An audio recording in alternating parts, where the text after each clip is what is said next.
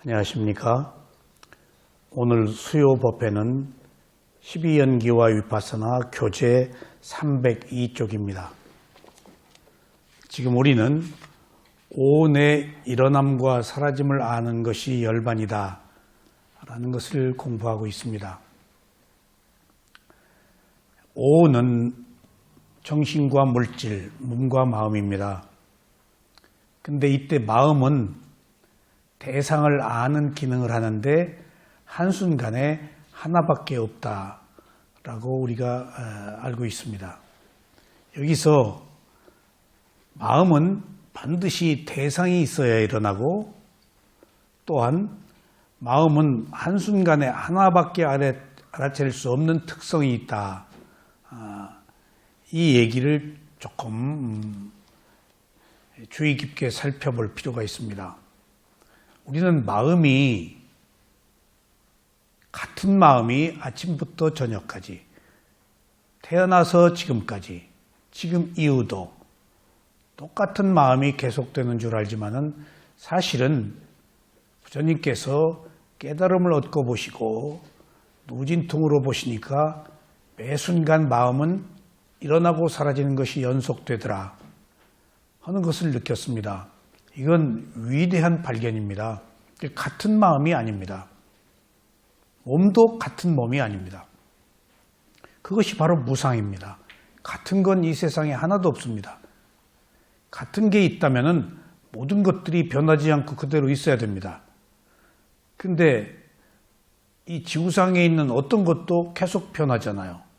썩어가고 생성하고 소멸하는 일련의 과정을 거치고 있기 때문에, 특히 우리가 알 수 없는 비물질인 마음을 보니까 마음이 매 순간 다른 마음이더라. 그리고 그 마음은 대상을 아는 기능을 하더라 라는 것들을 밝혔습니다. 그런데 아무것도 아닌 이야기 같아도 마음은 대상을 아는 기능을 한다 라고 할 때 사소한 이야기 같지만은 굉장히 중요한 의미를 가지고 있습니다.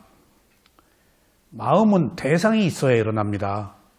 이때 대상은 원인이고 그것을 아는 마음은 결과입니다.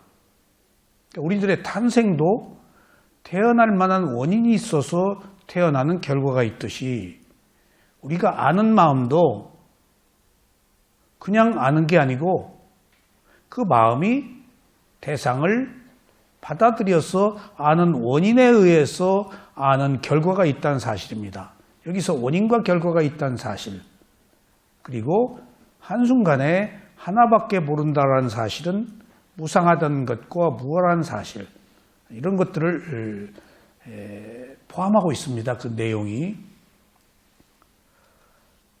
마음은 대상이 있어야 일어나고, 또한 한순간에는 하나의 대상밖에 알아차릴 수 없다는 특성이 있습니다. 이게 마음의 특성이에요. 오늘 조금 더 구체적으로 마음에 대해서 한번 살펴보시겠습니다. 여기서 대상이란 외부의 6가지와 내부의 6가지 대상이 있습니다. 이것을 12처라고 합니다.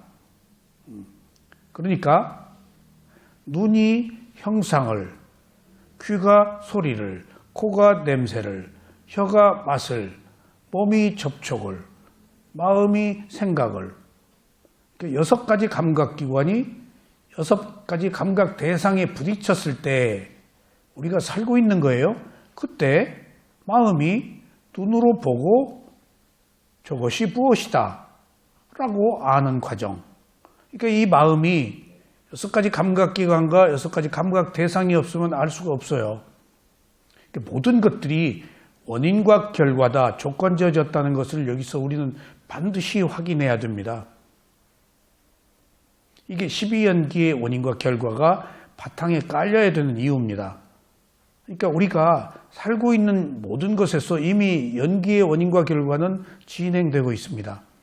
연기가 다른 게 아니고 우리가 살고 있는 모든 것이 연기예요. 그러니까 그런 우리가 살고 있는 모든 것이 원인에 의한 결과로 끊임없이 지속되는 일련의 과정이 12연기예요. 그래서 이걸 12가지 감각기관과 감각장소를 12가지 장소라고 해서 우리는 12처라고 합니다. 이 12처가 마음을 일으키는 대상이 됩니다. 즉 감각기관인 안입이 설친 의가 감각기관의 대상이 되는 색성향비촉법에 부딪힐 때 그것을 아는 마음, 육식이 6가지 마음이 일어납니다. 이와 같이 마음은 12처라는 대상이 없으면 일어날 수가 없습니다. 그러니까 12가지 감각기관과 12가지 감각대상과 12가지 아는 마음을 합쳐서 18개라고 합니다. 이 개를 로카, 세계라고 그러는데 세계입니다. 작은 우주 하나의 세계. 그러니까 그것은 6가지 아는 마음이 있어서 우리가 비로소 살고 있는 것입니다. 지난 시간에도 같은 말씀을 드렸는데 왜 이런 정신과 물질에 대한 존재의 분석을 했는가 하면은 아비담마 논정에서 부처님이 자세하게 이런 존재에 대한 분석을 했는데 그 존재에 대한 분석은 모든 것이 무상하고 거기 나라고 할 만한 자아가 없다. 모든 것들은 조건에 의해서 일어나고 사라지는 연속적 현상만 있다라는 것을 밝히기 위해서 이런 얘기를 합니다. 그러니까 내가 눈으로 보고 아는 마음이 일어났는데 여기서 눈으로 대상을 보는 것이 없으면 아는 마음이 일어날 수가 없다는 겁니다. 바꾸어 얘기하면은 원인과 결과가 아는 것이지 내가 아는 게 아닙니다. 원인과 결과가 일어나서 소리가 난 것을 마음이 아는 겁니다. 여기서 이런 원인과 결과를 조건 지어졌다라고 말하는데 이 조건이 12연기이자 원인과 결과입니다. 그러니까 바꾸어 얘기하면은 조금 더 깊게 들어가면은 눈으로 형상을 보고 무엇이라고 안다? 그러면은 3가지 조건이 있어서 아는 거예요. 감각기관과 감각대상. 하나를 더 첨부하면은 빛이 있어서 무엇이라고 압니다. 이때 중요한 사실은 내가 아는 게 아니고 조건이 안다는 겁니다. 원인과 결과가 안다는 것입니다. 그래서 이런 분석이 필요합니다. 우리는 모든 것을 내가 있어서 내가 주도하에 내가 안다, 내가 행동한다 라고 알고 있는데 사실은 원인과 결과가 일어나서 알고 있는 것이고 조건이 있어서 아는 것입니다. 그러니까 내가라고 막연하게 생각해 왔던 것을 철저하게 분석해서 거기에 그런 나는 없다. 그것을 아는 마음은 한순간의 마음이지 영원히 지속되는 변하지 않는 그런 마음은 아니다. 그게 무아입니다. 그래서 결국은 이런 부처님의 모든 가르침에 귀결되는 것은 무산고 무아를 알게 하기 위한 거예요. 변한다, 괴로움이 있다, 그리고 그것을 내 마음대로 할 수 있는 자아는 없다. 그래서 이런 존재에 대한 분석을 한 겁니다. 그러나 육입과 육경이 항상 함께 있으므로 한순간에 여러 개의 마음이 있어서 보고 듣고 생각하는 것으로 착각합니다. 그러나 실제로 마음은 한순간에 하나의 대상을 보고 사라집니다. 그 다음 마음이 새로 일어나서 한 대상을 듣고 사라지고 다시 새로 일어난 마음이 생각합니다. 이와 같이 마음은 한순간에 한 개의 대상만을 알 수밖에 없다는 것이 마음의 특징입니다.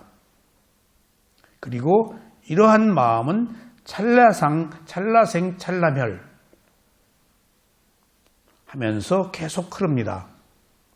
저도 비파사나 수행을 공부하기 전에 마음에 대해서 찰나생 찰나멸한다는 이야기는 들었습니다. 한순간 찰나에 일어났다가 찰나에 소멸한다. 근데 부처님의 이런 가르침은 다분히 수행을 하지 않은 상태에서 교학으로만 받아들였을 때는 관념적으로 이해를 합니다. 찰나생찰나멸? 그거 제가 알고 있었던 이야기예요. 그런데 미얀마에서 수행을 하면서 제가 스승한테 호흡이 사라졌습니다. 호흡은 있습니다. 너무 고요해서 알아차릴 수 없을 때 수행자들은 호흡이 사라졌다고 얘기합니다. 호흡이 사라지면 죽죠. 근데 도저히 몸에 있는 느낌이 미세해져서 알아차릴 수가 없는 것을 수행자들이 호흡이 사라졌다고 그렇게 얘기를 합니다. 볼 수가 없으니까. 그러면은 위파사나 수행은 몸과 마음을 대상으로 알아차리는데 몸에서 호흡이 사라져서 느낌도 사라지고 알아차릴 게 없으니까 그때는 스승이 마음이 마음을 알아차리라고 그럽니다. 알을 알아차리라고 그래요. 그런데 스승이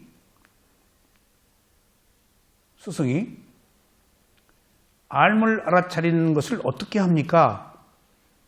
호흡을 이제 볼 수가 없기 때문에 했더니 아는 마음을 알아차려라.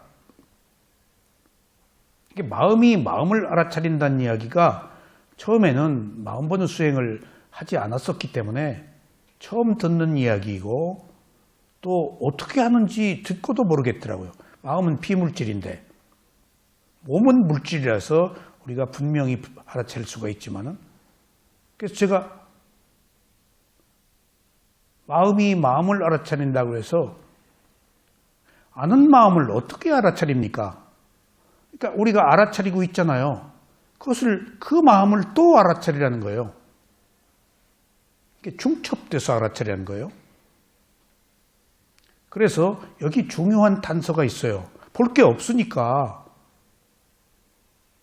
위파사나 수행은 몸과 마음을 대상으로 알아차리는 수행인데 몸이 사라지고 느낌도 사라지고 호흡도 사라져서 없으니까 당연히 남아있는 것은 마음이니까 그 마음이 마음을 대상으로 알아차린다는 얘기예요. 처음에 당황을 했어요. 아는 마음을 어떻게 알아차립니까? 그랬더니 스승이 나중에 생긴 마음이 먼저 있는 마음을 알아차려라. 거기서 스파크가 팍 일어나더라고요. 나중에 생긴 마음이 먼저 있는 마음을 알아차려라? 그런 논리가 성립되는구나. 그 얘기는 같은 마음이 아니라는 사실이거든요.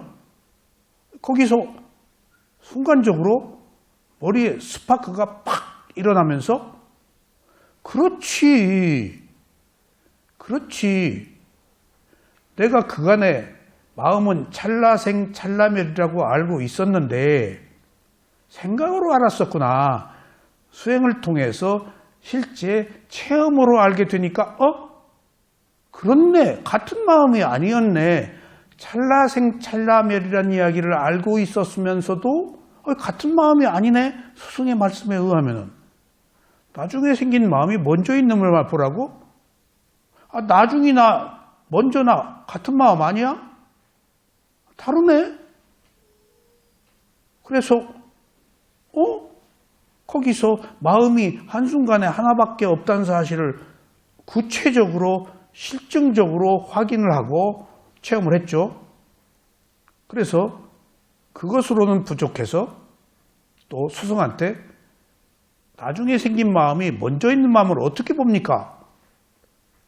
제가 아는 마음에 대한 구체적 이론적 배경을 설명할 수가 없었기 때문에 그런 수행을 제가 했었습니다. 이미 다른 수행센터에서. 근데 그걸 설명을 못했던 거예요. 이론으로. 마음은 비물질이니까. 근데 거기는 마음을 알아차리는 수행처니까 그 스승한테 다른 곳에서는 그렇게 질문해도 답변을 못해요. 그냥 알아차려라 그렇게 얘기하는데 거기는 논리적으로 접근하는 방법을 상세하게 말씀해 주시는데 나중에 생긴 마음이 먼저 있는 마음을 어떻게 알아차립니까? 그랬더니 스승이 마음을 새로 대라. 거기서 제가 마음에 대한 비밀을 비로소 풀 수 있었습니다. 우리가 마음을 알아차리는 수행이 어려웠던 것, 그리고 이것들을 이해할 수 없었던 것은 물질을 보는 시각으로 마음을 접근했다는 것. 마음은 비물질, 형상이 없는 건데 마치 형상을 본 것처럼 하려고 그러니까 허공을 헤맸다는 사실. 그리고 마음은 매 순간 다르다는 사실. 그리고 그 마음을 알아차리지 못했던 것은 마음이 마음을 보려고 마음을 새로 내지 않았다는 사실. 새로 됐다는 것은 의도입니다. 그러니까 여지껏 마음을 알아차려 본 적이 없기 때문에 스승이 2개월 동안 계속 마음을 봐라 했는데도 볼 수가 없었어요. 습관이 없었고 너무 막연해서. 근데 이제 구체적으로 실증적 사례들이 나온 거예요. 그래서 거기서 제가 입을 벌렸습니다. 하고 소위 말하면 마음이 한순간에 하나밖에 없다는 사실. 그리고 마음은 대상이 없으면 일어나지 않는다는 이런 일련의 아비담마 논장의 핵심적 사실을 거기서 실제로 체험할 수 있었어요. 그러니까 마음에 대한 의문이 풀렸어요. 같은 마음이 아니다. 그게 무상고부화예요. 마음 하나에 무상해요. 그 다음에 같은 마음이 아닌데 안 괴로워요? 괴롭지? 매 순간 다른 마음인데 변덕 떨고 있는데 조건에 의해서. 좋은 사람 보면 좋아 죽고 미운 사람은 뭐 싫어 죽고 마음이 그렇게 온갖 변화를 통해서 괴롭단 말이에요. 그리고 그 마음을 어떻게 하려고 해도 안 돼. 그게 무아예요. 그래서 바로 여기서 이런 마음은 대상을 아는 기능을 한다. 대상이 없으면 일어나지 않는다. 그 다음에 매 순간 같은 마음이 아니다라는 이야기는 제가 지금 주회를 책에다 제가 다른 것을 여러분들과 공부하고 있는데 경전에 쓱 있는 이야기만 듣고서 그게 무슨 말인지를 몰라요. 그래서 제가 혼란을 느꼈기 때문에 설명을 해드리려고 이렇게 주회를 다른 것들을 지금 알려드리고 있는 거예요. 그러니까 이런 이야기들이 경전에는 딱 기록되어 있는데 아직 우리는 정신세계의 그 영역에 미치지 못한 사람들은 읽고도 무슨 말인지 몰라요. 그게 어려움입니다. 그 단계에 가야 알아요.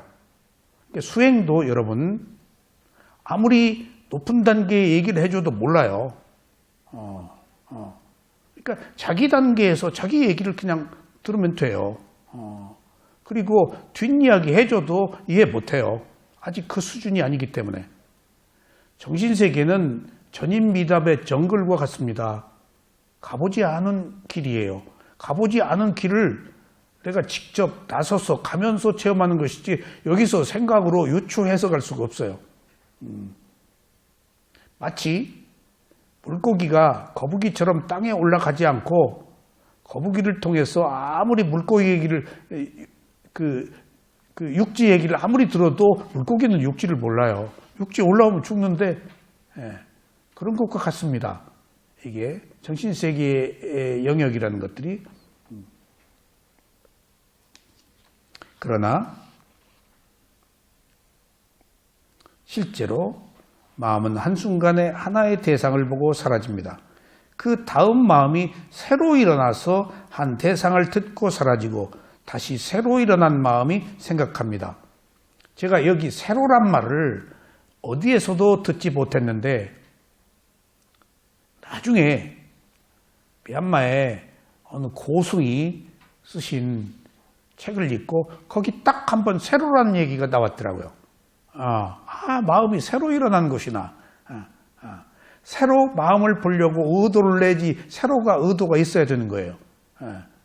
그러니까 우리가 마음을 알아차리지 못하는 것은 마음을 알아차리려고 새로 알아차리려고 의도를 내지 않아서 그런 거예요. 근데 듣고도 왜 우리가 마음을 알아차리지 못하겠습니까? 그 이유는 제 경험에 의하면은 새로 내라는 이야기를 많이 듣지 못해서 계속 마음을 새로 내라, 새로 내라, 새로 내라 하니까 나도 모르게 스승에 의해서 나도 모르게 저절로 탁 한번 새로 내서 마음을 봤다니까요. 그게 마음을 본 첫 번째 시도였어요. 그 얘기를 2개월 동안 들었어요. 2개월 동안. 근데 안 해본 거라서 한 귀로 듣고 한 귀로 흘렸죠. 나는 안 된다. 그리고 오리무중이었어요, 들어도. 근데 하도 들으니까 어느 순간에 탁 내가 어떤 의도를 내려고 탁 했는데 의도를 내려고 무슨 말을 하려고 탁 했어요. 앞에 있는 비구한테 제가 그 공양할 때 쭉 비구들이 일렬로 서서 범납순으로 그 밥 먹으러 가는 것을 기다리고 있거든요. 탁발 나갈 때도 범납순으로 물론 나갑니다. 근데 내 앞에 있는 고참 원로 비구한테 너 당신 언제 집에 가냐? 라고 물어보려고 그 비구나 저는 도노바 비쿠라고 일시 출가자였습니다. 미얀마에 가서 계를 받고 출가하는. 그 앞에 있는 비구가 미국에서 의사하다가 온 그 사람 하나하고 미얀마 사람이 미국 가서 의사하다가 오기가 굉장히 어려운 사람인데 상당히 상류 계급이었던가 봐요. 그리고 내 바로 앞에 일시 출가자들 최고참이에요. 내가 바로 앞에 양곤대 영문과 나와서 영어 썬팅 하던 사람인데 앞에 의사는 1년 됐다고 그러는데 집에 안 가고 있고 보통 몇 개월이면 가거든요. 근데 앞에 있는 그 영어 선생은 6개월 됐는데 안 가고 있어요. 그래서 평상시에 그 사람들이 일시 출가자라는 이야기를 듣고 그럼 집에 간단 말이에요. 부모들이 찾아오기도 하고. 내가 몇 차례 너 언제 집에 가냐? 라고 물었었어요. 근데 이제 탁발 대열에서 너 언제 집에 가냐? 라고 물어보려고 탁 하다가 물어보려고 하는 그 마음을 새로 대서 탁 내가 봤다고요. 마음을 본 거예요. 그 순간 제 얼굴이 숙검댕이가 됐을 거야 아마. 그리고 너무 참혹해서 그때 제가 수행을 한 지가 5년 됐을 때예요. 다른 센터에 수행하다가 마음버는 수행처로 이제 바꾸어서 갔을 때예요. 그러니까 나름대로 고통스러운 과정들을 거치고 정말 온갖 병을 앓고 상기가 와서 목숨을 담보하고 그런 것들을 다 극복하고 수행을 하고 있었던 때입니다. 장애들이 많이 생겨요. 근데 또 언제 집에 가냐라고 물을 내다가 그 마음을 탁 보니까 순간 제가 너무 제 자신이 참혹해서 그냥 탁 맥이 떨어지더라고요. 그리고 이제 밥 먹으러 들어가서 밥을 입에 넣었는데 아니 너무 참혹하니까 밥을 넣었는데 밥이 처음에는 입으로 안 가고 코 쪽으로 갔어요. 겨냥이 잘못된 거야. 그래서 얼른 내려서 먹고 씹는데 모래알 씹는 것 같아요. 한 숟갈도 제대로 못 먹었어요. 그래서 그냥 밥 바루에 있는 거 쓰레기통에 붓고 나와서 제가 수행을 포기하고 귀국을 하려고 그랬어요. 5년 동안 열심히 수행해서 나름대로 어느 정도 수행을 했다라고 하고 있었는데 내가 앞에 비구한테 너 언제 집에 가냐라고 물으려고 그 의도를 가지고 했더니 탁 내가 왜 너 집에 언제 가느냐라고 물으려는 의도가 딱 잡혔어요. 그 사람들이 꺼져주기를 바랐던 거예요. 그러면은 앞에는 원래 비구들, 쭉 앞에는 범납이 높은 비구들이 있고, 그리고 일시출가자 도노바 비구도 범납순으로 쓰는데 내 앞에 젊은 비구예요. 나는 나이가 꽤 먹었죠. 그때 55살 때였습니다. 범납하고 나이하고 상관없으니까요. 근데 너 언제 집에 가냐라고 물으려고 하다가 의도를 딱 보니까 이 비구들이 꺼져주기를 바란 거예요. 몇 차례 너 언제 집에 가냐라고 했었거든요, 내가. 근데 그때는 몰랐다고요. 근데 이번에는 마음을 딱 보니까 무슨 뜻으로 그 이야기가 나온지 원인을 알았다고요. 그 원인을 아는 게 지혜예요. 그냥 아는 건 지혜가 아니에요. 생각이에요. 무의미하잖아요. 그러니까 그 두 비구가 꺼져주기를 바라는 거에 대해서 참혹했다는 것은 그 두 자리 앞에 가서 내가 빗구들 진짜 빗구 행세하려고 하고 있었다는 거예요. 지금 그냥 똑같은 가사인데 내 뒤에 기라성가 쭉 있어요. 지금 내 뒤에도 뭐 한두 달 만에 뭐 일주일 만에 옷 벗고 이제 가는 비구들도 있고. 그러니까 세상에 5년 공부 나무아미 타버린 거예요. 내가 이렇게 저질이었나. 그거 두 자리 앞에 가려고 시기하고 있었던 거예요. 그거 몰랐다고요.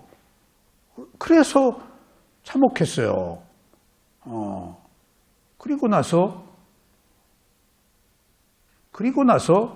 보따리를 써야 되겠다. 너무 이제 막 저주 비슷하게 막 한탄하고 이게 뭐야? 10년 공부 아니라 반타작 5년 공부 나무아미 타버리라 하고 저 자신을 비하하고 도저히 그런 제가 추악해서 용납할 수가 없었는 거예요. 그리고 나서 보따리 싸고 이제 가야겠다. 화가 나고 씩씩거리고 인터뷰가 필요한 거예요. 스승한테 내가 차마 그 얘기는 다 못했지. 내가 무슨 마음을 봤는데 내 마음이 추악하더라. 그렇게 얘기했지. 내 앞에 비구 두 사람 있는데 너 이제 집에 가 사람들이 듣고 있는데 또 그 얘기 할 수가 있어. 체면이 있지. 나이 먹어서 몇 년 수행한 사람이. 그 얘기는 싹 빼고 결론 내가 내 마음을 봤더니 너무 추악해서 견딜 수가 없어서 다 집에 가야겠다. 그랬더니 우리 스승이 탁 그래서 인터뷰가 필요합니다. 남의 얘기는 다 나도 해주면서 내 얘기가 해결이 안 되는 거예요. 남한테는 훈수 잘하죠. 근데 내 문제가 딱 되면은 해결 못하는 그게 자아의 무서움이에요. 자아가 에고 이기적인 게 딱 붙어서 눈을 가리는 거예요. 진실을 못 보는 거예요. 스승이 그게 누구 마음이냐? 내가 또 똑같이 그게 그 순간의 마음인데 내 마음이라고 생각했네. 아유 계속 수행하겠습니다. 한 방에 해결된 거예요. 우리는 내 마음이라고 알고 있다고. 내 자식이라고. 내 재산이라고. 무아가 이렇게 중요한 거야. 한순간의 마음이다. 한순간의 마음이 하나밖에 없다. 내 마음 아니다는 얘기예요. 그러니까 지금 경전에서 이런 이야기를 자세하게 이렇게 풀어서 설명 안 해요. 쓱 그냥 마음은 대상을 아는 기능을 한다. 대상이 없으면 안 일어난다. 그게 원인과 결과야. 원인이 없으면 안 일어나. 그러니까 콩 심은 때 콩 난다는 얘기야. 그럴만해서 그렇다는 거야. 받아들여야 돼. 그럴만해서 그런 거. 몰라서 그랬는데 어떻게 알면 됐지. 예. 그리고 매 순간 다른 마음이야. 그러니까 추악하다고 할 것도 없고 어쩌고 할 것도 없어. 과거에 잘못한 것도 내 마음이 아니야. 업의 과보로 잘못을 받는 것도 내가 아니야. 받기는 받지. 행위를 하긴 하지. 내 마음이 행위를 안 했어. 그럼 받을 나도 없어. 근데 고통은 따라. 뭔가 마음이 있으니까. 근데 나의 고통이 아니야. 이게 지혜예요. 지금 이 순간에 내가 괴로워. 근데 나의 괴로움이라고 생각하지 말고 지금 현재의 마음이 경험하고 있네. 마음은 또 그 순간 일어나고 사라지니까. 근데 내 마음이라고 생각하고 마침표 탁 찍고 이제 죽네, 죽어. 나는 더러운 인간. 정말. 거기서 딱 그게 누구 마음인가. 그러니까 내가 이미 5년간 했다고 그랬잖아요. 근데 콱 내가 추악한 사람이다. 내가 더러운 사람이다. 하고 마침표를 찍고 이제 피해한 거야. 근데 스승이 딱 그게 누구 마음이냐? 아유, 그 순간의 마음입니다. 이제 계속 수행하겠습니다. 이런 것들이 인터뷰를 통해서 극복돼요. 혼자 절대 못 가요. 왜냐하면 우리는 자아를 가지고 있기 때문에 자기 문제를 볼 수가 없어요. 옆에서 바둑이나 장기 옆에서 보면 수가 다 보이는데 두고 있으면 내가 이기려고 그 수가 안 보여. 그러니까 객관성이 결여되어 있다는 거예요. 우리는 주관적인 견해에 사로잡혀 있으니까. 그래서 우리가 지혜를 얻기가 어렵습니다. 이것은 영화를 보는 것에 비유할 수 있습니다. 영화가 순간순간 담은 필름이 연속적으로 돌아가면서 내용을 보여주기 때문에 내용에 전개되면 움직이는 것 같아 보이지만 사실은 필름 한 장이 보여서 계속되는 것입니다. 이처럼 마음은 한순간에 하나의 마음만 있고 그 마음이 매 순간 일어나고 사라지면서 흐릅니다. 자, 이제 제가 오늘 이 말씀을 해드리려고 다시 한번 복습을 했습니다. 자, 아비담마 논장에 있는 마음에 대한 방대한 기록들이 있습니다. 너무 방대해서 여러분들이 듣고도 무슨 말인지도 모르고 또 어렵습니다. 그게 무슨 말인지. 제가 그걸 요약을 했습니다. 자, 마음의 성품을 요약하면 첫 번째, 마음은 한순간에 일어나서 순간에 사라집니다. 이게 308쪽에 제가 주회로 기록을 한 겁니다.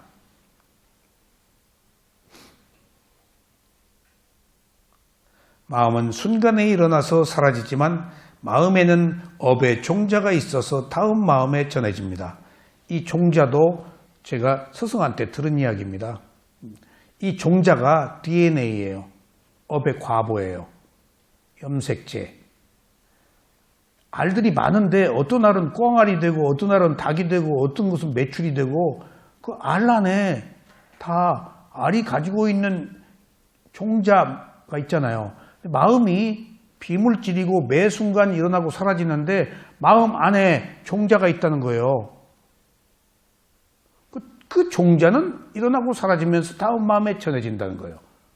그러니까 바꿔 얘기하면은 조금 더 확대 해석하면은 불교에서는 전생과 이생, 내생을 전생과 내생이라고 말하지 않습니다.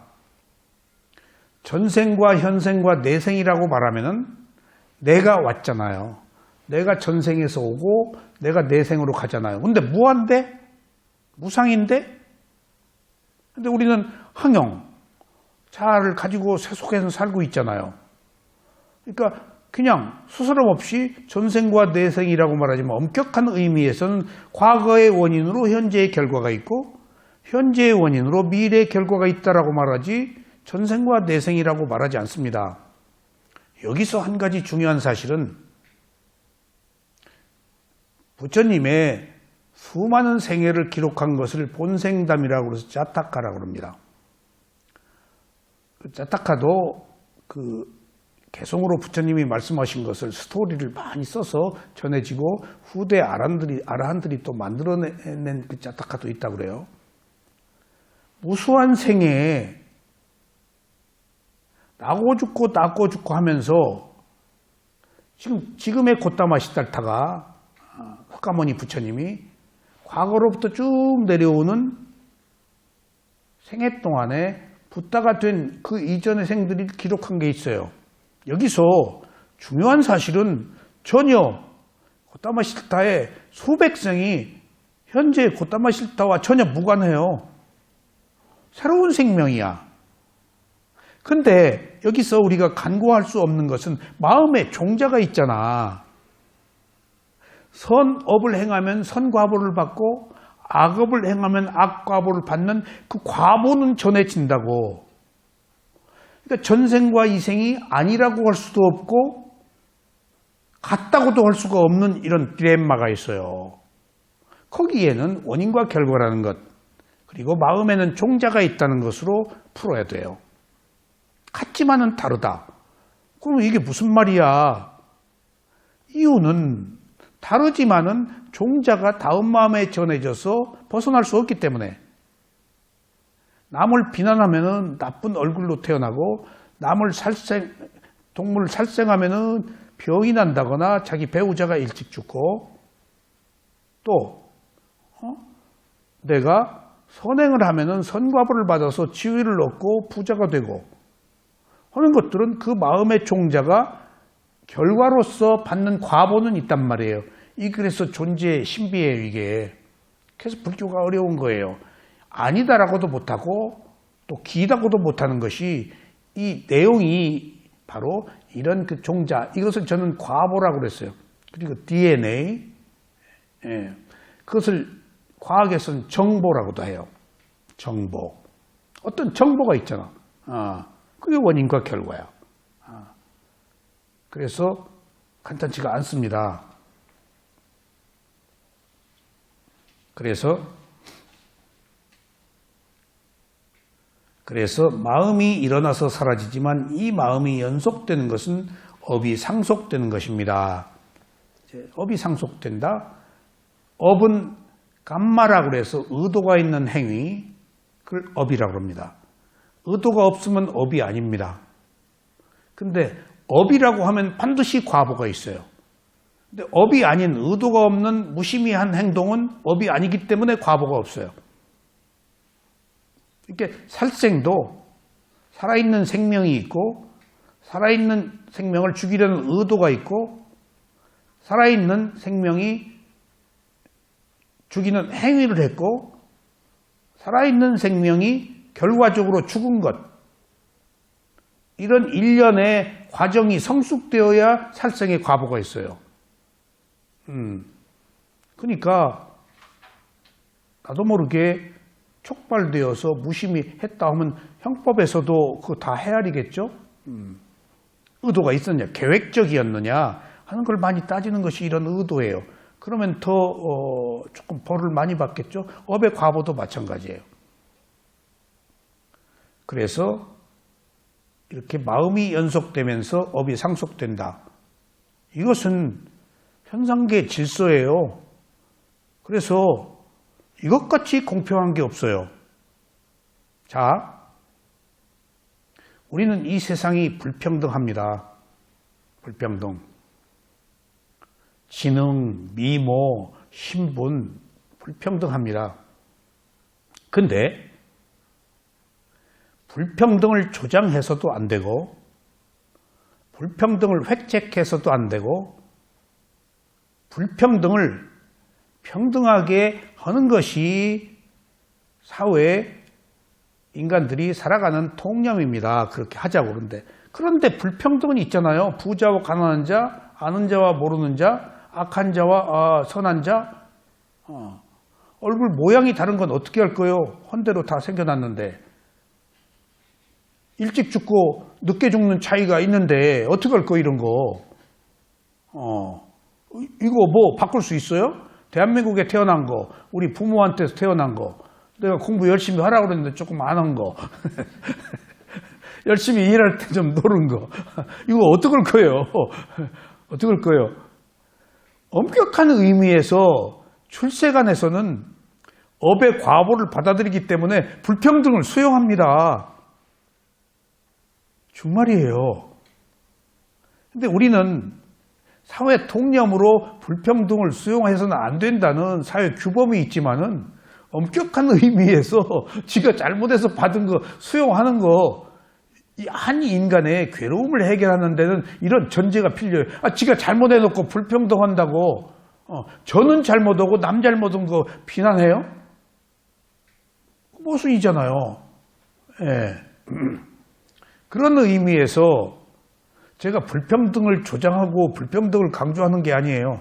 저는 각기 다른 삶의 여러 가지 그 상이한 문제들을 전 수용해요.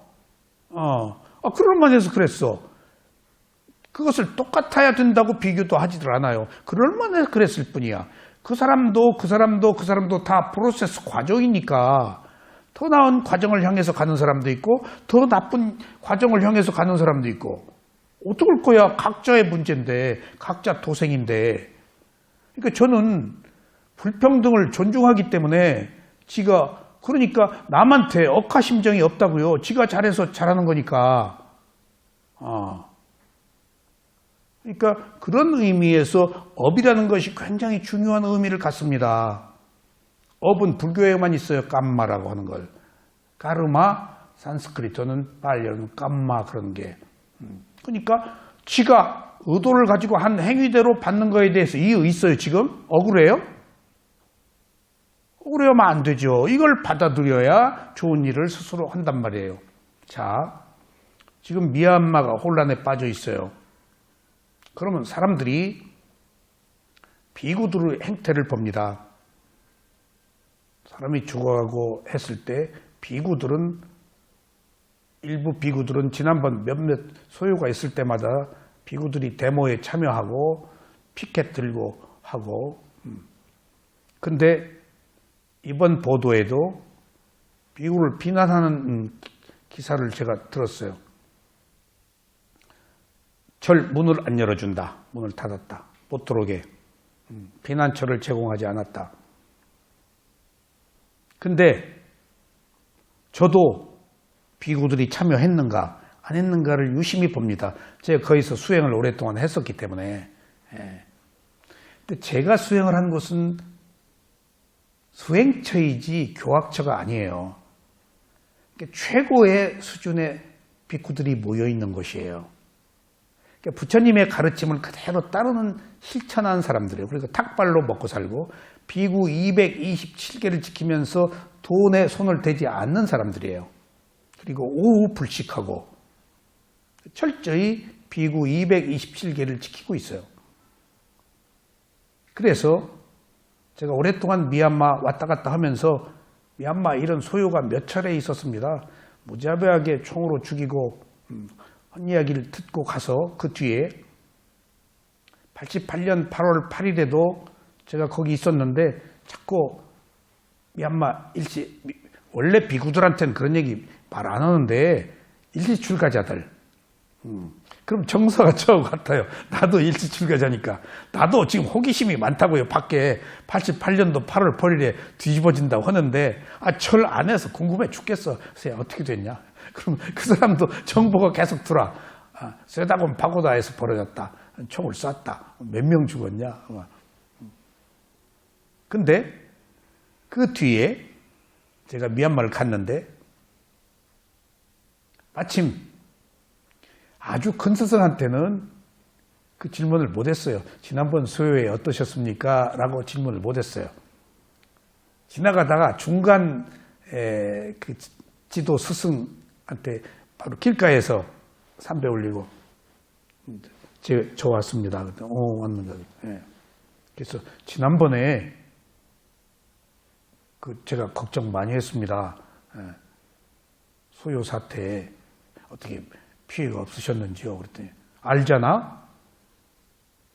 여러분들 알잖아? 이게 무슨 말일까요? 네, 알겠습니다. 그랬어요. 말 한마디로 서로 통했어요. 알잖아? 그게 무슨 말일까요? 수행자는 이런 소요에 초원하다. 나서서 극단적인 어떤 행동도 하지 않는다. 불교에는 전쟁이 없어요. 달라고 하면 몸도 추워요. 고따마 시달다가 그랬어요. 전생, 본생 다음에 보면은 처자식도 바쳤어요. 보살행을 하는 사람은 어떤 투쟁도 하질 않아요.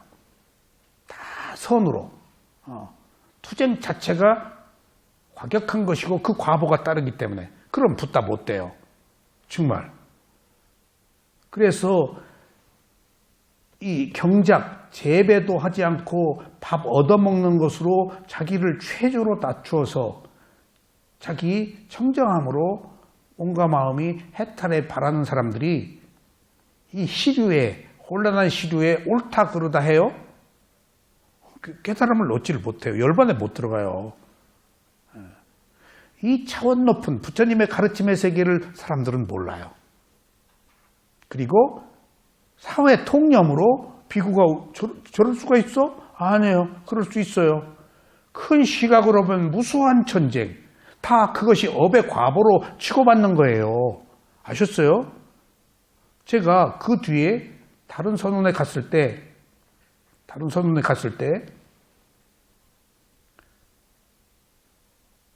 지난번 소요 사태에 왜 이제 잠잠해져 버렸어. 군인이 승리를 한 거야. 그래서 왜 잠잠했습니까? 그랬더니 우리는 안 싸운다. 그래서 제가 한국은 싸웁니다. 싸우면 죽는다. 우리는 죽어도 옵니다. 우리는 죽으면 안 온다. 죽으니까. 그렇게 말이 싱겁게 끝났어요. 그러니까 그 실제 비구들의 높은 부처님의 가르침을 따르는 그 세계하고 이런 사람하고 비교하면 안 돼요.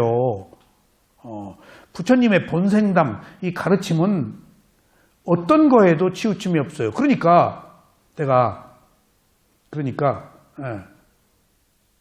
왜 미얀마 사람들이 참혹하게 이렇게 죽습니까? 마지막에. 얘기가 거기서 시작했어요. 왜 이렇게 죽습니까? 그랬더니 업의 과보다. 그런데 딱 더 말을 못하겠더라고요. 업의 과보라는데 그렇게 죽는데 한국이 세계사적으로 이렇게 중국은 5,000년 동안 침략당하고 일본은 1,000년 동안 침략당하고 늘 중간에 끼어서 거기 또 남북이 대치돼 있고 남북이 대치돼 있는 게 지금 누구 책임이에요? 열강 책임이에요. 열강들이 선거한 거 아니에요. 듣자 하니까 또 더 가관인 것은 북한이 위급에 처해 있을 때 중국, 러시아, 미국, 일본, 한국이 북한을 통치하자는 안이 이미 한국은 저 개성 쪽 조금만 차지했더라고. 중국이 북한 지하자원 다 가져가잖아요. 저 함경북도 그쪽은 러시아, 이쪽은 일본. 이미 북한이 위기에 처했을 때 5분할로 통치한다는 그 데이터가 작성돼서 그게 나온 게 있어요. 이제 미래 구상들이겠죠? 북한 놓고 우리 땅을 지금 열강들은 그러고 있다고요. 놀랄 일이에요, 이런 건. 지금 우리나라가 뭐 누구의 힘으로 독립했어요? 우리 힘으로 독립했나요? 어느 날 느닷없이 독립했잖아요. 자주 국방이 됐나요? 그냥 느닷없이 8.15 해방 만세 부른 거 아니에요. 물론 우리 조상들이 피를 흘려가면서 중국에서 독립운동을 했지만은 그 언발의 오줌 누기죠. 그런 것처럼 돌이켜보면은 미얀마, 한국, 유사한 이 세계에 이렇게 남북 분단되어 있어서 이렇게 처절하게 오랫동안 이렇게 우리나라처럼 외세의 침략이 많은 나라도 드물어요. 이제야 괜찮은 것 같아요. 자주국방이 되고 탱크 K9을 세계 최고 좋고 비행기 뭐 미국을 능가하는 비행기가 나오고 이제 지금 일본, 중국을 능가하는 비행기가 우리 기술로 개발이 되고 그다음에 뭐 현문가 뭐 이거 막 쏘면 북경 뭐 동경 뭐 어디로 휙휙 날아가 버리는 핵무기보다 더 무서운. 그러니까 국방력이 강화된단 말이에요. 그러면 이제서야 단군 이래 5,000년 만에 자주국방이 앞으로 가능해지지 않는가. 이제서야 이제 조금 우리가 그러니까 내가 이 얘기를 왜 하는가 하면은 처절한 이 고통이 미얀마도 50년간 영국 식민지였다가 또 13개 스테이트가 그 내전처럼 가레 스테이트는 총이 있어요. 기독교 쪽으로. 그래서 그다음에 로힝야, 벵글라데시 쪽에서 온 사람들 그렇게 끊임없이 그 국지전이 일어나고 있는데 그런 현상, 그 세계 최고라고 하는 보시 국가에서 세계 최고의 정신세계 스승들이 모여있는 불교 국가에서 도네이션, 보시를 최고로 많이 하는 나라가 세계에서 미얀마예요.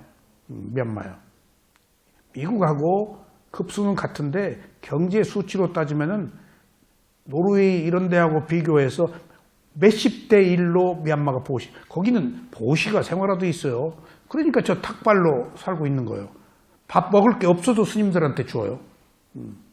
제일 좋은 것들이에요. 그리고 항상 물 먹고 가도록 밖에다 만들어 놓고 그리고 쌀이며 밥이며 계속 뿐밖에 둬요. 새들 먹도록. 제가 수행을 하면서 심지어 밖에 못 나오는 무문관에서 수행을 했는데 노스님이 거기는 말을 못하니까 노스님이 바로에 밥을 받아가지고 깡통에다가 복도에 있는 깡통에다 이렇게 담으시더라고. 긴 작대기 끝에 깡통을 달아서. 그래서 아주 퇴락한 낡은 밖에 못 나오는 그 무문관인데 미얀마 말로는 세인 예인이라고 합니다. 그 노스님이 뭐 하시는가 이렇게 봤더니 바로 밥 담아서 깡통에다가 밥을 담아가지고 창밖에 2층이었는데 저쪽 그 울타리 쪽으로 이렇게 그 바로에다 밥을 이렇게 떨어뜨려 주시더라고. 이렇게 보니까 쥐가 이만해. 쥐 밥을 먹이고 있어. 미얀마에 가서 오래 살지만은 절에서만 살고 비구들 제 수행만 했기 때문에 그 깊은 그 내막을 몰라요. 모기도 이런 깡통으로 방충망이 있잖아요. 방충망에다가 탁 모기를 그래가지고 거기다 종이를 싹 넣어서 그럼 깡통 안으로 들어갔죠. 종이를 싹 넣어서 떼더라고. 그러더니 문 열고 밖으로 날려주더라고. 탁 때려서 잡지 않고 그런 것들이 수행을 하면서 조금 우습게 보이기도 하고 이 사람들이 이렇게 선하구나. 그 나라 사람들이 왜 그렇게 무참히 죽냐고 그랬더니 우리 스승이 단칼에 업의 과보다 하는데 더 이상 내가 할 말이 없더라고요. 그렇게 거기서는 명확해요. 그러니까 어떤 고통도 업으로 인해 생긴 과보라고 하면은 받아들이는 거예요. 그게 구도자의 자세예요. 한국도 이렇게 처절한 분단과 고통 대치되어 있는 상황에서 세상에 우리같이 비참한 나라가 어디 있어요. 형제가 헤어지고 지금도 북한에서 넘어오면서 이거 정말 눈물겨운 일에 우리나라 여자들이 전부 중국 팔려가잖아요. 인신매매. 남자하고 살다가 거기서 탈출해오고 이게 어느 시대에 이게 말이나 될 얘기예요? 일제시대에 위안부나 뭐나 다를 게 있냐고요. 자유를 탈출해서 그 전부 또 브로커들이 중국 남자한테 돈 받고 거기서 실제 북한에서 내려온 사람들 그 얘기를 당당히 고백하는데 참으로 저 사람 훌륭하다. 숨길 만한 건데도 나 인신매매 걸려서 중국 사람하고 살다가 왔다. 그런 정보는 들었었어요. 그런데 굉장히 흥분했는데 따져놓고 보면 그 또한 피치 못할 우리들의 역사적 업의 과보라고 생각할 때 어쩌면 이렇게 우리가 이렇게 처절한 삶을 살아야 되는가. 그 과보가 서서히 밝은 쪽으로 지금 바뀌고 있지 않나 싶은 생각이 들어요. 우리나라가 부강해지고 또 자주 국방을 할 수가 있게 되고 그러니까 딱 업이다 그러는데 더 이상 할 말이 없더라고요. 그래서 이번 지금 현재 미얀마 소요사 때도 제가 있었던 수행처 아마 곤란할 겁니다. 탁발 나가면은 밥을 안 주니까. 제가 또 있었던 40번 수행처는 시골이기 때문에 나가면 아마 밥을 줄 거예요. 근데 도시에서는 조금 어려울 거예요. 그래도 탁발 나갑니다. 탁발 나갑니다. 조금 한계가 있겠죠. 근데 그 사람들 자체가 먹을 게 없어도 스님들한테는 줘요. 그러니까 일부의 사람들은 정신적 지도자들까지 나서주기를 바라는데 실제 저는 거기서 오랫동안 수행을 한 사람 입장에서 알잖아. 부처님의 가르침을 따라서 수행하는 사람들은 세월이 지구가 생기고 없어지고 역사가 흐르는 과정에서 오직 한 인간의 괴로움을 해결하기 위해서 어떤 것도 희생하고 자기 내면의 정정함을 추구하기 때문에 그런 시류에 흔들리지 않습니다. 그러니까 모르는 사람들은 사회운동을 하는 사람들은 사회적 측면에 본 사람들은 그럴 수가 있어? 라고 할지 모르겠지만 그럴 수 있습니다. 그 세계를 여러분들은 몰라요. 정말입니다. 제가 오랫동안 수행을 하고 한국에 와서 어디에서 뭘 좀 해달라고 해서 가서 조금 얼마 동안 해드린 적이 있어요. 막 뜨끈뜨끈한 감자요. 이제 아직 식지 않았어요. 수행하고 있었으니까. 그러니까 그 미얀마 빅구의 정신을 고스란히 가지고 여기 와서 조금 누가 도와달라고 그래서 가서 조금 뭘 해드렸는데 거기서 출판하시는 분이 스님하고 출판하시는 분하고 저하고 셋이 있는데 스님은 절대 잘 모르니까 상좌불교를 그 출판하시는 분이 저를 두고 소승은 저만 한다. 그래서 제가 아무 말도 안 했죠. 그건 예의가 아닌데도 참으로 무례해도 그런 얘기를 함부로 하는 게 아니죠. 지식인이. 그러면서 나한테 강조하는 게 사회운동, 참여불교 얘기를 자꾸 하세요. 죽은 불교가 돼서는 안 된다. 참여불교, 사회운동을 해야 된다. 근데 나는 전혀 뜻이 다른 거예요. 나는 수행자 아니에요. 구도자예요. 해탈을 원하는 구도자. 지금 이런 시류는 있을 수도 있고 없을 수도 있고 세상의 세속적인 측면이에요. 나는 출세관을 사는데 그것을 뛰어넘어 있는데 무엇이 어떻게 각자의 문제인데 업의 과보인데 내가 그 시류에 왜 흔들려요? 그러니까 말대꾸도 못하겠고 계속 참여불교, 사회운동 그것을 외면해서는 안 된다. 그런 책들을 막 쓰시더라고. 그러니까 달라도 한참 다르구나. 대표적인 게 오체투지, 삼보일배 하는 거 그 극단적 고행이에요. 악에 바치게 해요. 보는 사람. 그 투쟁심을 불러일으키겠죠. 그 불교 아닙니다. 여러분들. 오해하시면 안 돼요. 그거 불교 아니에요. 제가 무문관 밖에 못 나오는데 들어가서 바로 가자마자 냉병을 맞아가지고 소화가 안 돼서 한 숟갈을 입에 들으면은 소화가 안 되어서 딱 밥을 갖다 주는데 내가 말을 못하는 곳이니까 영어로 단식이라고 딱 써서 이렇게 줬더니 밥 날라준 사람이 깜짝 놀라더니 위에다 보고를 했는가 봐요. 외국인이 지금 저 속에 들어가서 지금 밥을 극단적 이제 그러더니 계속 연락이 오는 거예요. 밥 먹어라. 사야도께서 지시가 데려왔어.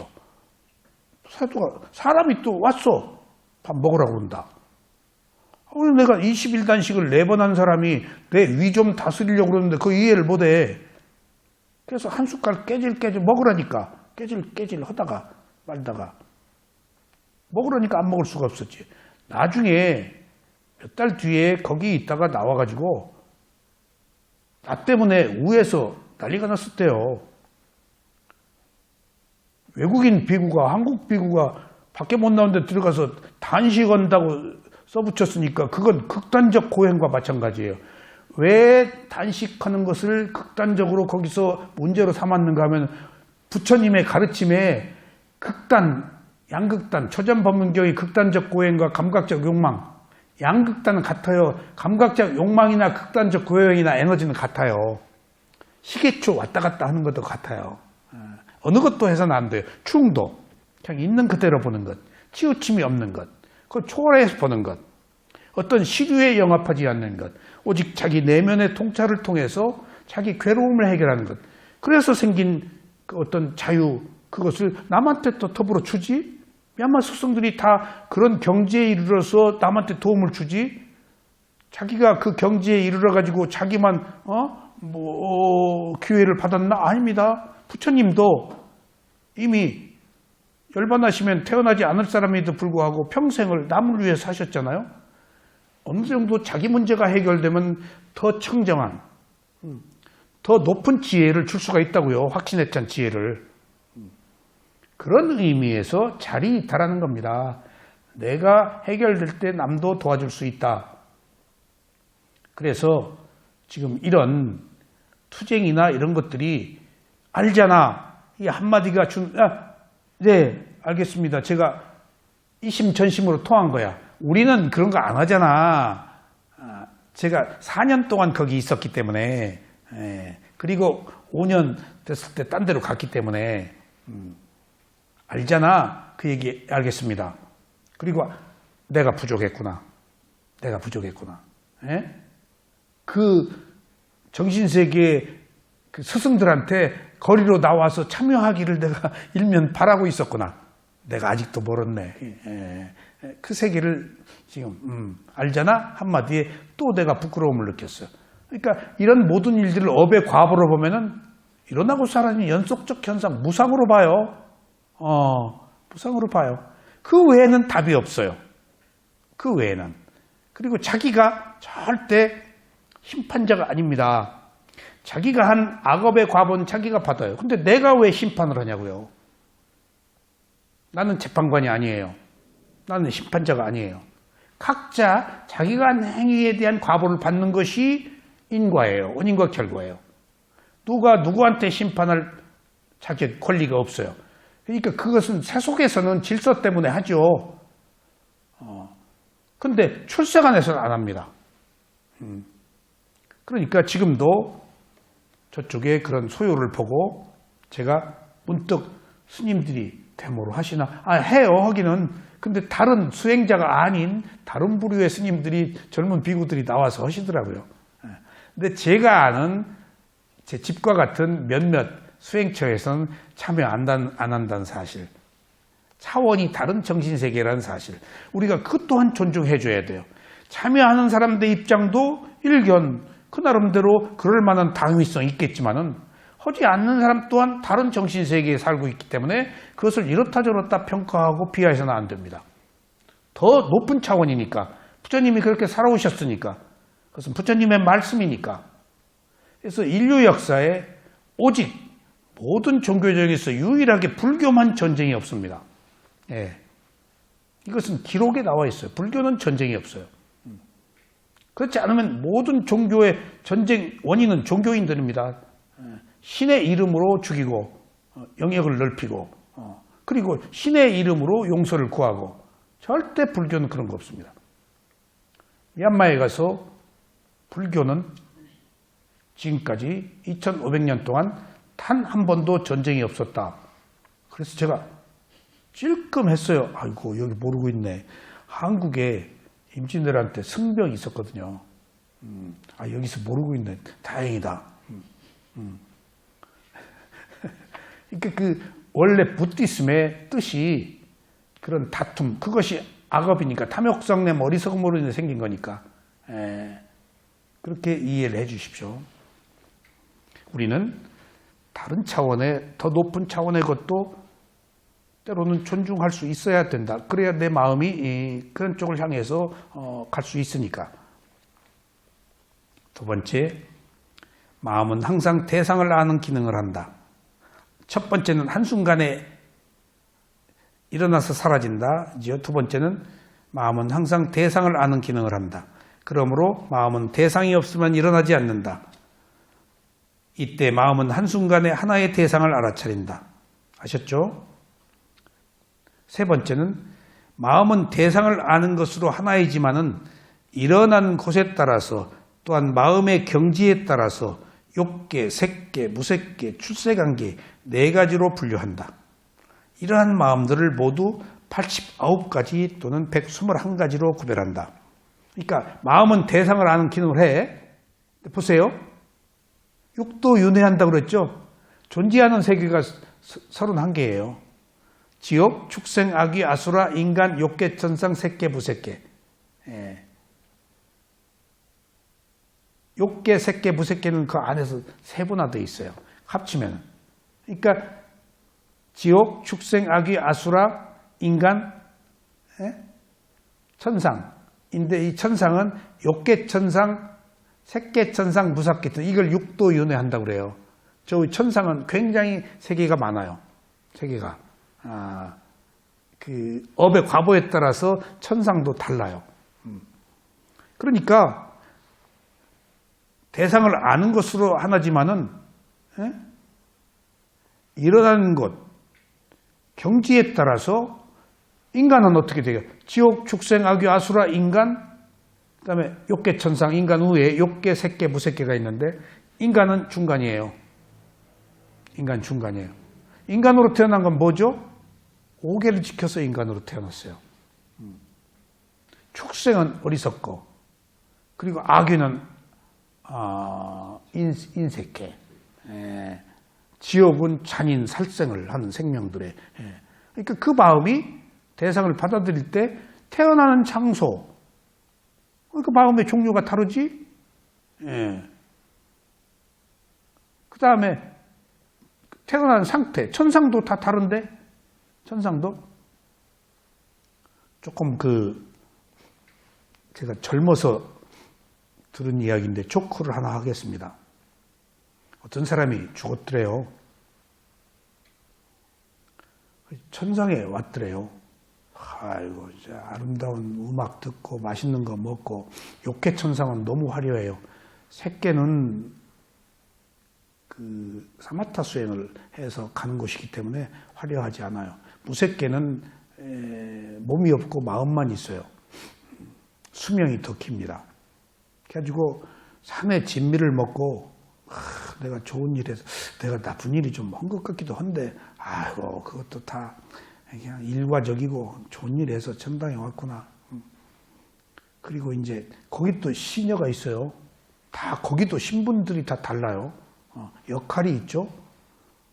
업의 과보가 다르니까 불평등한 거예요. 거기서도 어느 천상이라고 똑같지 않아요. 거기도 지도자 있어요. 제석천 왕도 있고 거기도 통치하는 사람이 있고 다 그래요. 똑같아요. 그건 인간계나 다 업의 과보가 다르기 때문에 직책도 달라요. 그게 공평한 거 아니에요? 그게 흥겨운 행복한 나날을 보내다가 슬슬 심심하더래요. 그래서 시제한테 나 오늘 심심한데 일 좀 하게 해달라고 뭐죠 했더니 여기서는 일을 못하는 게 룰입니다. 그러래. 아이고 천당 또 따라야지. 천당에 왔는데 그냥 무료해 죽겠더래. 그냥 일이 더 하고 싶고 그래서 일 좀 또 하게 해달라고. 그때 여기서는 일을 할 수가 없는 것입니다. 또 그러더래. 세 번째 또 정말 깝깝해 죽겠네. 일 좀 하자 그랬더니 여기서 일을 못합니다. 그래서 나 이런 천당이면은 못 있겠다 그때 여기가 지옥입니다. 조크해 이게. 인간은 행복과 불행이 함께 있어요.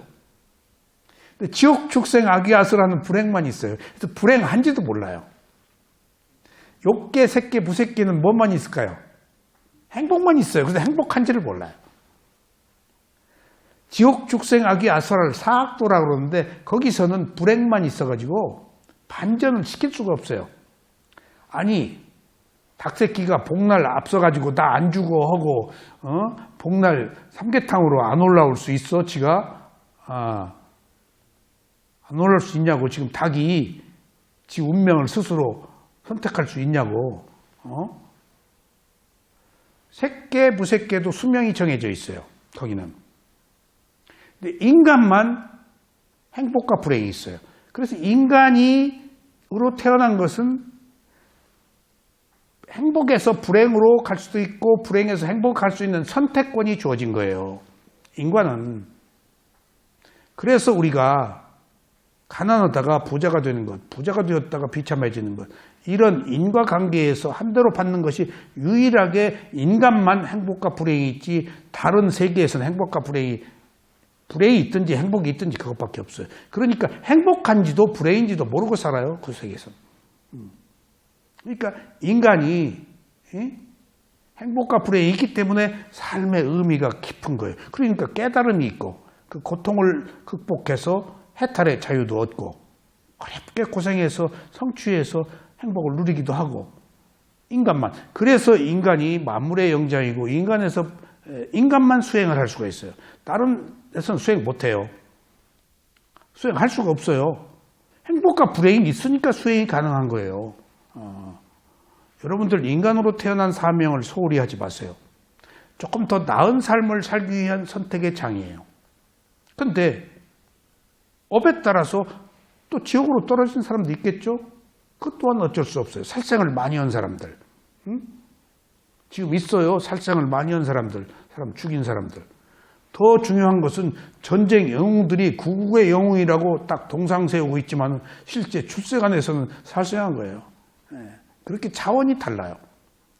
세계 어디를 가든지 무슨 군인 동상이 있으면 전부 민족 구국의 영웅이지. 나폴레옹, 시자, 알렉산더, 그 사람들 뭐한 사람이에요? 메가도 전쟁통에서 살생한 사람들이죠. 나중에 히틀러도 그 하나 또 반열에 올릴지 몰라. 나폴레옹과 히틀러가 뭐가 달라? 아닌 말로 전쟁은 한 의미에서는. 그러니까 이렇게 개념이 달라요. 출세가는. 그러니까 이 세속에 어떤 시류에 일희일비하지 않는다고요. 그러니까 이런 역사가 평가가 정당한 건가요? 자기 기준에서 본 거죠. 객관적이어야 하지를 한단 말이에요. 지금 우리가 이야기하고 있는 것은 지금 괴로움을 해결해 간 출세간의 길입니다. 그러니까 세간과 다릅니다. 그런데 출세간이라고 해서 세간을 받아들이지 않느냐? 세간을 존중합니다. 부처님은. 그것을 세속적 진리라고 그래요. 그것을 속죄라고 그래요. 저는 그것이 참다운 부처님의 가르침 중에서 뛰어남이라고 봐요. 지금 부처님은 출세간의 진리를 얘기해요. 궁극의 진리, 그걸 빠라마타 담마라고 그러는데 실제의 진리. 근데 부처님은 빠ඤඤ띠, 관념적인 거, 세속적인 거, 그 또한 진실이다, 진리다. 그것을 속죄라고 그래요. 그리고 출세간을 진죄라고 그래요. 저는 진죄가 속죄를 존중한다는 것을 보고 부처의 중도 사상의 위대함을 알았어요. 어느 한쪽만 옳다라고 안 해요. 그러니까 세속에서 이루어질 수 있는 것들은 나름대로 존중을 하는 거예요.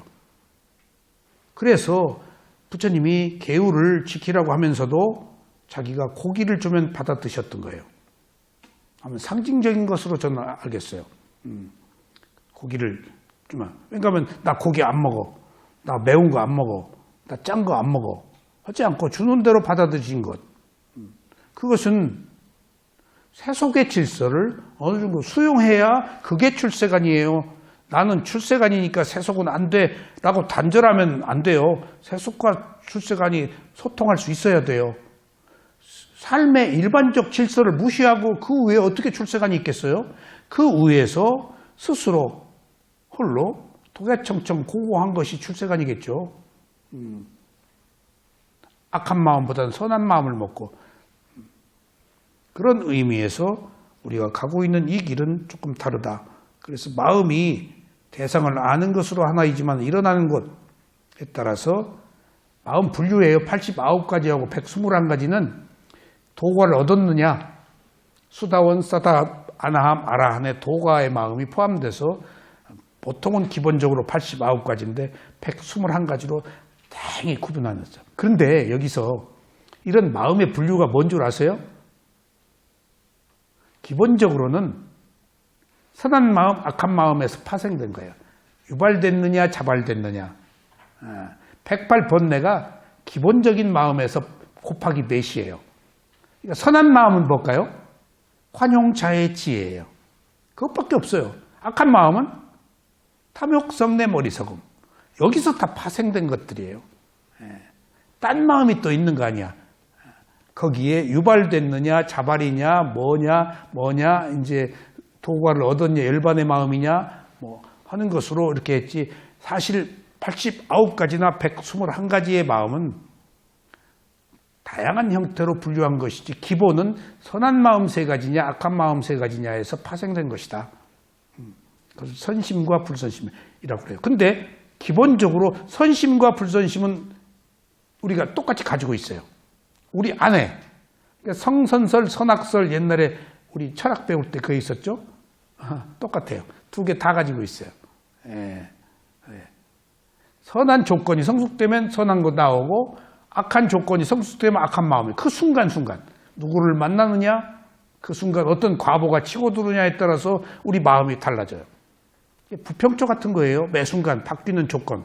같은 마음이면은 조금 진중하고 안 변하겠지. 근데 조건에 따라서 매 순간 변해. 미워했다, 좋아했다가 싫어했다가 조건에 따라서. 그 우리들의 바람처럼 흐르는 우리들의 마음이에요. 그걸 내 마음이 아닙니다. 누가 변덕 떨고 나를 비난하고 욕하더라도 욕하지 마세요. 그 사람의 조건이에요.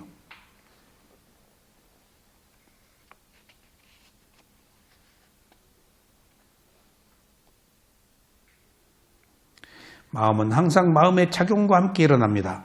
마음은 식이며 마음의 작용은 수상행입니다. 여기서 물질이 함께 포함되어 있어서 매 순간 온이 함께 일어나서 함께 선별합니다. 그러니까 마음이 아는 마음도 있지만은 마음의 작용이 느낌, 기억, 이미지네이션, 상상력, 그다음에 의도.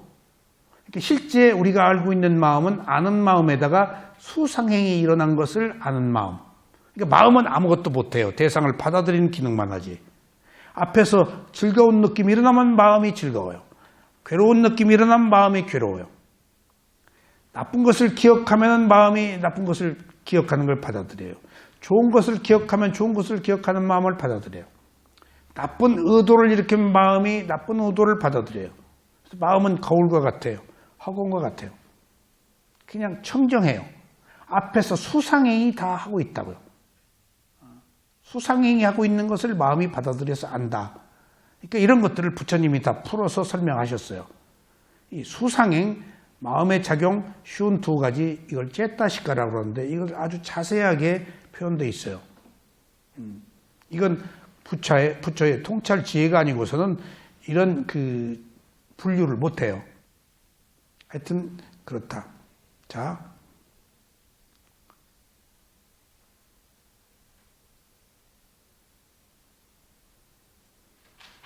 누구나 태어날 때 원인이 되는 마음을 가지고 태어납니다. 이 마음에는 항상 네 종류의 마음이 들어 있습니다. 네 종류의 마음은 선심, 불선심, 과보심, 무인작용심입니다. 자, 여러분들, 수진 씨가 태어날 때 네 가지의 마음을 가지고 태어났어요. 예? 첫 번째 뭐죠? 관용자의 지혜. 불선심은 탐욕성냄 어리석음. 수진 씨한테 어리석음 있네. 예, 많아요? 근데 조금 지혜가 있어서 인간으로 태어났어요. 세 번째, 과보심이 원인과 결과의 마음이에요. 선과보심, 불선과보심. 여기서 과보심이란 과거의 경험에 의해서 현재 접촉하는 대상에 대하여 선하거나 불선한 마음으로 대상을 받아들이는 마음입니다. 이런 선과보심이나 불선과보심은 과거에 행한 업의 결과로 현재의 대상을 접수합니다.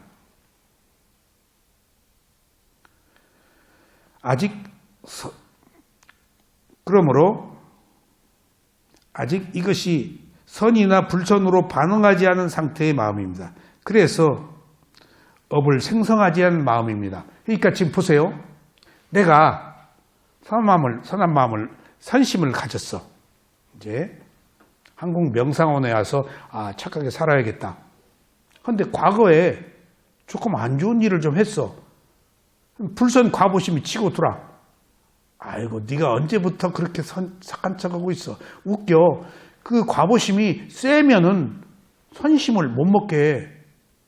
그러면 불선 과보심과 선심은 서로 융화할 수 있어, 없어? 안 되지. 선심이 져버려. 그러면 오늘 명상원에 가지 말고 빈대떡이나 부쳐 먹자 하고 말아버려. 불선 과보심이 이긴 거야. 우리 그런 유혹에 빠져 있잖아요. 그런데 보세요. 불선 과보심 치고 들어와. 근데 과거에 선과보심도 있었어. 불선 과보심 치고 들어와. 한국명상원에 가서 수행도 하고 법문도 듣자. 근데 네가 언제적부터 그랬어? 그래서 빈대떡이나 부쳐 먹을까 하다가 아니야. 그래도 내가 더 나은 삶을 위해서 가야 돼. 이러지 마.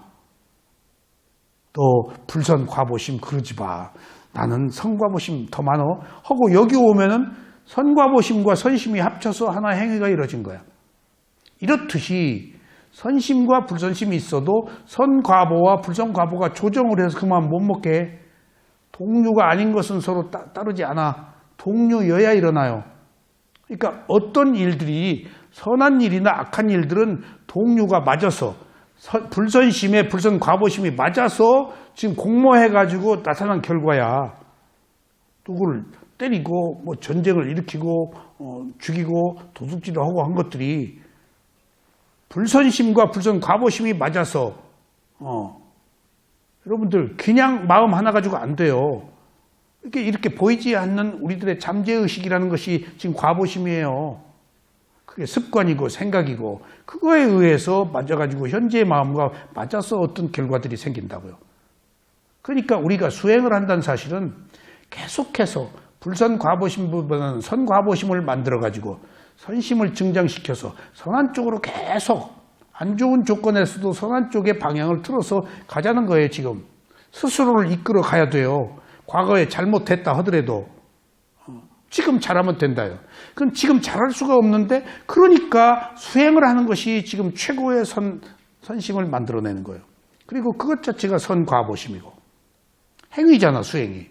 그러니까 없는 공덕을 탓하지 말고 지금 수행을 해서 선한 공덕을 만드는 것이 지금 이게 절대절명의 과제예요. 지금 계속 새로운 원인을 만들어서 그 영향을 받도록.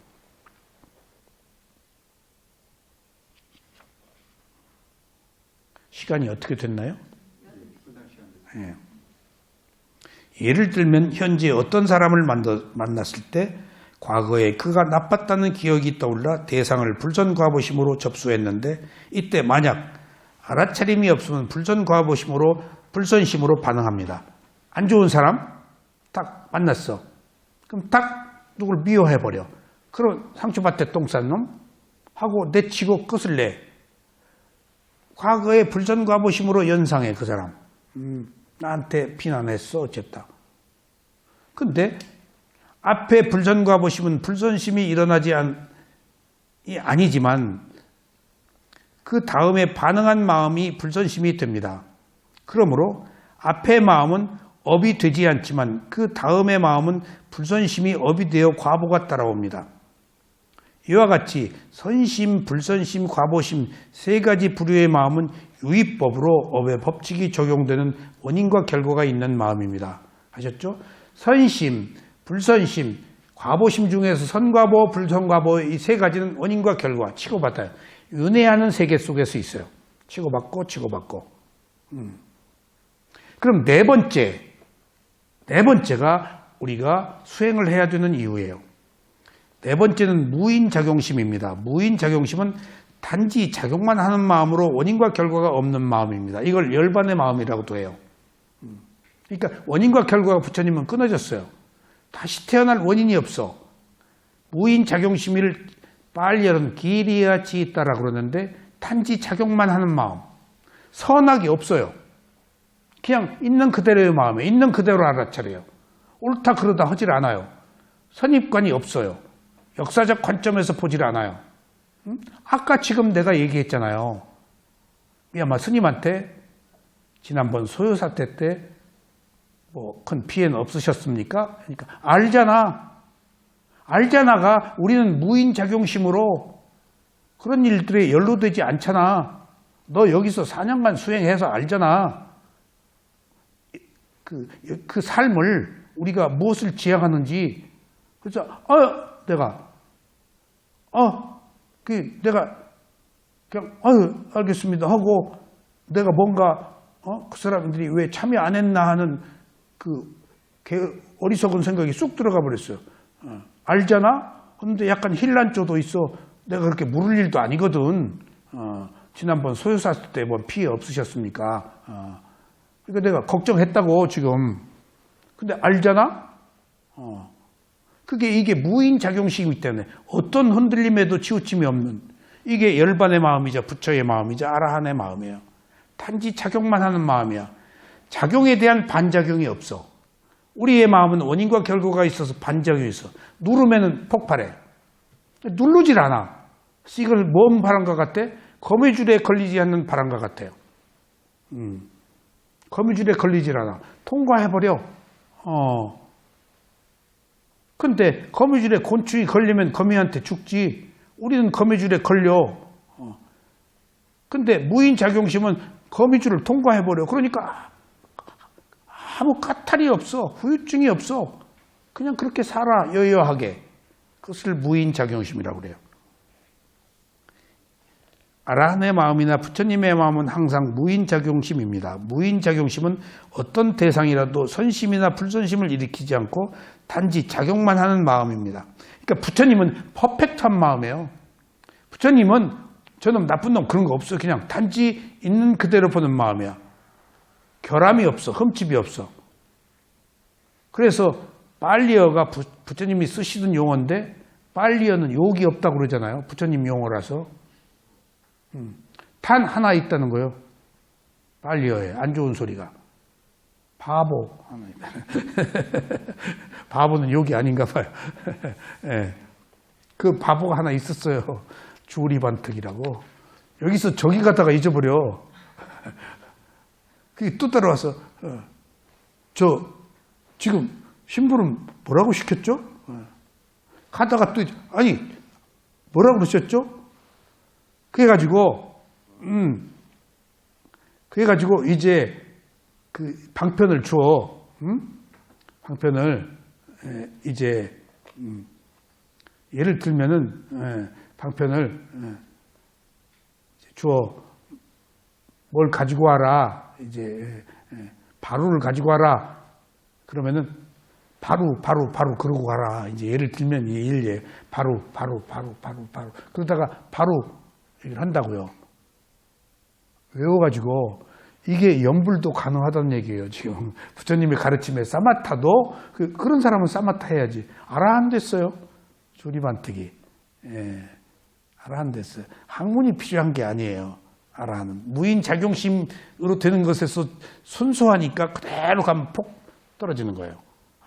아라한 돼서 단지 작용만 하는 마음만 갖는 상태가 됐어요.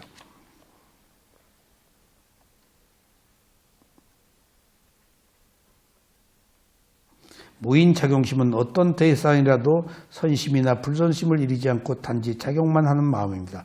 그러므로 무인작용심은 업이 되지 않는 마음으로 다음 생을 만들 원인이 없는 마음입니다. 그래서 윤회할 만한 원인이 없는 마음이기 때문에 자연스럽게 윤회가 끝나게 됩니다. 아까 원인과 결과가 있다고 그랬죠. 저거 세 가지는 이건 원인과 결과가 없어서 윤회가 끝나요. 그러니까 부처님은 어떤 사람입니까? 태어날 원인이 없어서 태어나질 않아요.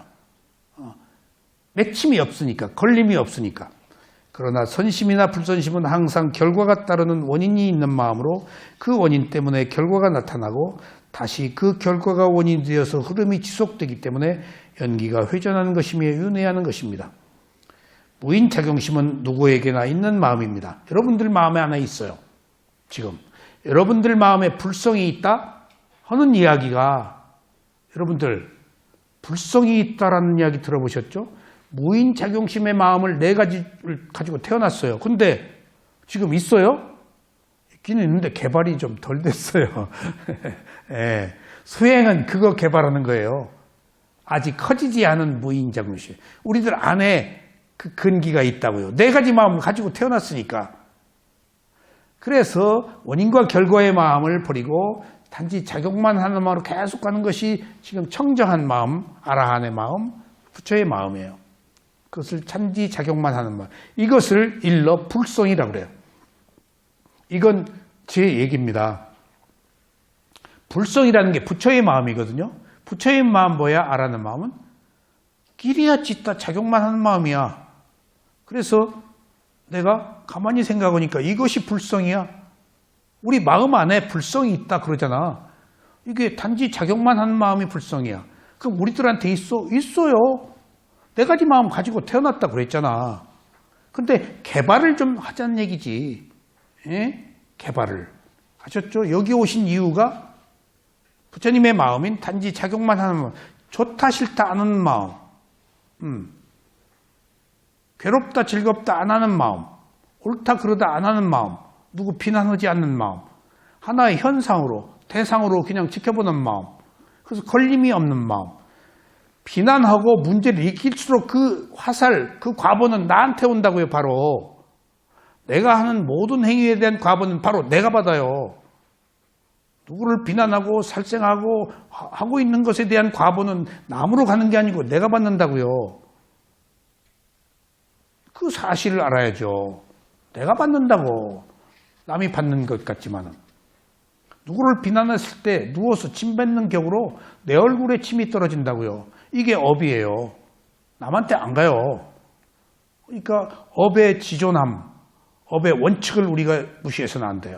그 원인과 결과를 존중해야 돼요. 그것을 알 때 원인과 결과도 사라져서 순수한 있는 그대로의 마음을 갖는다고요. 무인작용심은 누구에게나 있는 마음입니다. 단지 개발되지 않아서 잠자고 있을 뿐입니다. 위파사나 수행을 한다는 것은 바라는 것이 있는 선심과는 다르게 바라는 것이 없는 수행이라서 단지 작용만 하는 무인작용심의 상태를 개발하는 것입니다. 선심, 선한 마음 벗죠? 우리는 불선심의 마음이 한자로 깔려 있어요. 선심 바라다가 안 오면 에이 나쁜 새끼 하잖아요. 선심도 바라는 마음이 있어요. 근데 무인작용심은 바라는 게 없어요. 그러니까 돌아올 것이 없으니까 내가 바라지 않았으니까 괴로울 일이 없지. 무주장보시라는 것이, 무주상보시가 바로 바람이 없는 공덕행이 누구한테 이로운 거예요? 내가 선을 행하고 바람일 공덕을 행하고 돌아올 것을 바라지 않기 때문에 내가 덫에 걸리지 않아서 내가 피해를 입지 않는다고요. 우리는 자기가 한 행위에 대한 과보, 콜백, 그 결과를 늘 기대하고 있잖아. 그러니까 그대로 충족이 안 된다고요, 욕망은. 그러니까 주고 베풀고 괴로운 거예요. 내가 너를 어떻게 키웠는데. 너 아무것도 없을 때 내가 너 봐줘서 시집 왔는데 이제 돈 좀 벌었다고 그러기야? 그럴 거 없어요. 느낌에서 가래를 일으키지 않고 그냥 맨 느낌의 상태가 되면 연기가 회전하지 않고 무인작용심의 상태에 머무는 것이 됩니다. 그래서 위파사나 수행자들은 수행을 하면서 아라한과 부처님의 마음을 경험하는 것입니다. 이러한 경험을 지속시켜 수다원의 도과를 성취하고 나중에는 아라한의 도과를 향해서 가는 것입니다. 이상이 그 방대한 양의 아비담마 논장을 제가 조금 축소해서 좀 간추려 본 것입니다. 자, 다음 시간에 말씀드리겠습니다. 감사합니다.